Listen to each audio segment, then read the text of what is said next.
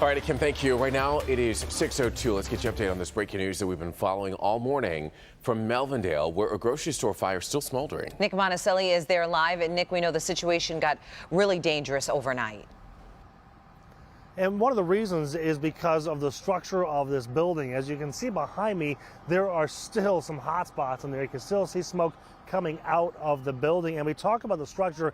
It is an older building. There are no sprinklers. And simply because this is a grocery store, the layout of it, all those shelving units, all those things inside that could easily burst into flames, like cooking oil, cans of hairspray, all those things that make this especially dangerous. Let's take a look at some video. This fire started at 9 o'clock in the morning, and Dearborn crews have been here in Melvindale working to keep this fire under control. It was so bad at one point they were evacuating residents from the street behind here just in case. Now, the big challenge again was the building, but also trying to stop it from spreading. There was a firewall in between the Oakwood Food Center, which is where the fire started, and the Dollar Tree and the Cash Advance. But because of the smoke and the water, it's possible that the rest of this building could be a loss as well. So they have been working on this, and as you can see from this video, it was a difficult thing, mainly because of the way that the roof was starting to fall in, the wall starting to fall in, and as it happens, it goes on top of their hot spots.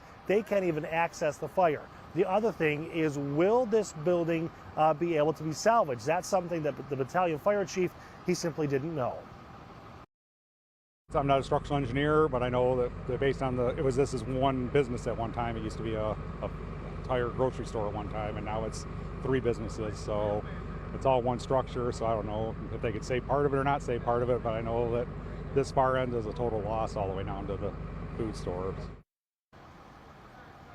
And I want to try to illustrate that for you just a little bit better. So what you're looking at right now is the food center where this started. But as we move the camera a little further left, you can see the sign for the Oakwood Food Center, and then there's the Dollar Tree, and then there is the Cash Advance. So you understand why they're trying to figure out if this entire building is a loss or if portions of it can be saved while the rest of it gets knocked down. Now again, this was a defensible fire from the beginning. There were no firefighters ever inside of the building, and because of that, they don't even know what the cause of the fire is yet. The investigators haven't been inside. These are all things that have to be worked on throughout the day today.